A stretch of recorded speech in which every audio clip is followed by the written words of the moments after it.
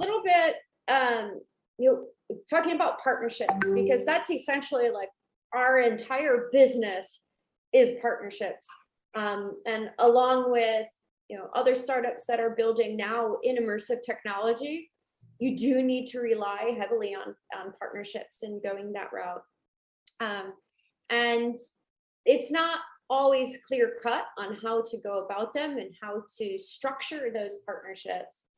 So the question I have for you, maybe I'll start with Mike, is what are some of the biggest mistakes that you've seen with either startups, because you've mentored startups before and you are an angel investor, when they approach partnerships? What are maybe some of the different like mentalities that need to be thought about in a different way in terms of going towards making a partnership with a larger corporation? Okay, well, first of all, you know, there's the issue of a very small company startup usually working with a very large organization. So there's a mismatch, there's a tension there right away.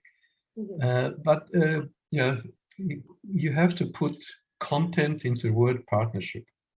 I think a lot of people make a mistake when they enter into a partnership. That's not really a partnership. Okay, it's a supplier buyer type of relationship. Okay. And that is always problematic because, hey, if I can sell to somebody else at a better profit, okay, then I'll do that, okay? So a partnership has to be a partnership where both sides have a commitment, both sides have a clear win-win strategy, okay, to make that particular product or service a success. So I think the most important thing from my perspective is to look at it as a partnership and not as a supplier-customer type of relationship. And that's what we're trying to achieve. And we're doing this on 3 levels. One is the manufacturer of the metal services, okay, who we want to be a partner, not just a supplier. We're also talking to an ODM to produce electronics, okay, and we're talking to eyewear retailers or integrators who will be integrating into their eyeglasses and selling them. Okay, so we're really looking for partnerships at 3 levels, from the manufacturing of the product type of view. Okay, but if we now go into what Daniel said about the software, okay, then we have a new partnership by allowing the software producers to see the business opportunity for them to produce software for our devices. I love it. Daniel, do you want to add to that? Because I don't think we've even mentioned about what the software that we have. We've mainly been talking about the glasses. So maybe you can introduce some of the software that will be complemented into the hardware that we are building with all these partners. Yeah, one of the questions that people ask when we start talking with them, you know, potential partners or developers. Okay, so eventually, how a museum manager will place contents on the, you know, on the pictures or, you know, art or any kind of.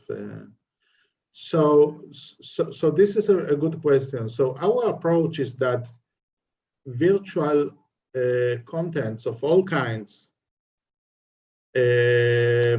integrated into the real world should be managed and distributed in such a way that everybody can, you know, like it's like picking from a physical object and put it in a certain place in a street or in a room or whatever, as simple as that.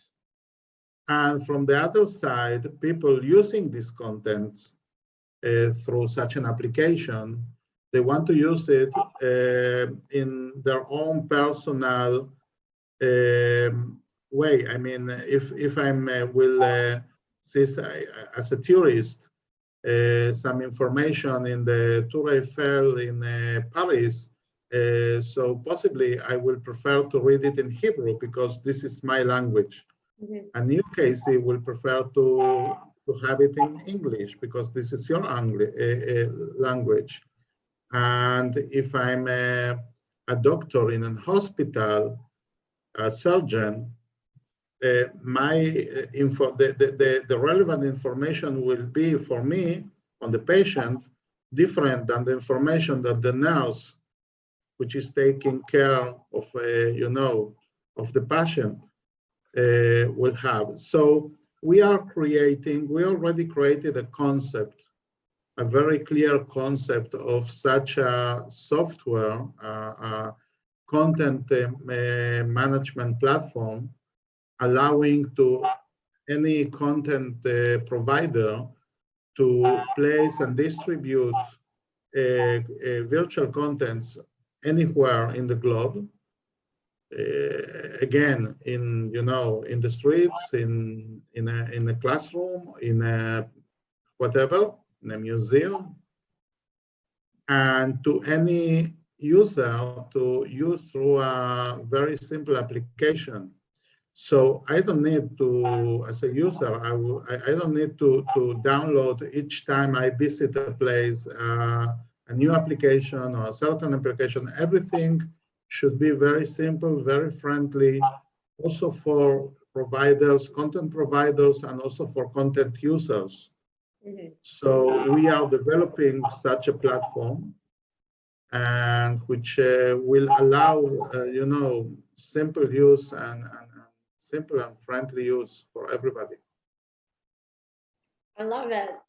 I think that's a really exciting, especially if there's any developers out there who are thinking about, what are some of those, what is the direction we can take our company into the future in the next 2 years, in the next 3 years. I think there's a massive opportunity. And so with that, to kind of like close out our session with you, Daniel and Mike, what, from your perspective, what kind of opportunities do you see for other companies or startups to work with us in this sort of capacity? What would you like to see? What are you open to? And what some of those maybe like crazy ideas that you haven't told anybody yet? Look, we are open for partnership. That's general statement. I think that I'm sure that some of our potential partners, especially in the software field, have applications which we haven't thought of. Okay, so we are extremely open. We welcome them to contact us, to talk about it. Okay, and we'll certainly listen and move forward with them. Daniel, do you have anything to add there? No, not really, because we have so many thoughts and so many ideas. Mm-hmm. But to conclude, I can say that sometimes I think, what are the technologies that influence the humanity the most? Because there are so many technologies, traveling in a car, flying in an airplane, talking on a smartphone from the street. So many things that actually changed things. And for me, of course, the electric guitar is a huge technology changing culture, but I'm quite sure that AR glasses will be the most significant cultural changer. Because actually it changes the way you see reality. Mm-hmm. I mean, it changes it changes everything. It changes how your perception of everything. And there are so many things to do. I mean, not just allowing you to see,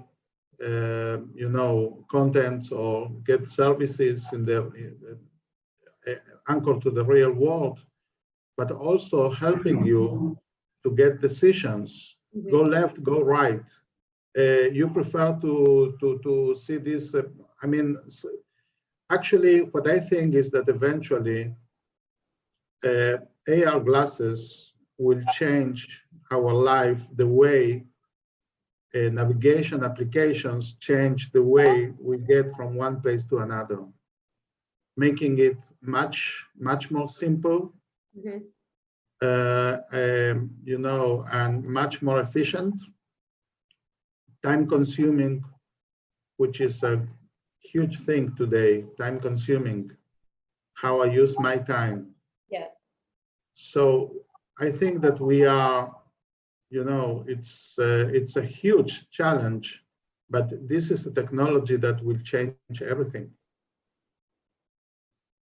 I agree 100%. And I'm so excited to be on this journey. Gentlemen, thank you so much. I think that this is a really fantastic session, and I hope all the developers and other founders with developing agencies do reach out to us in the future, because there's some amazing stuff that could be made. So thank you again, gentlemen. Thank you, Thank Casey. you very much.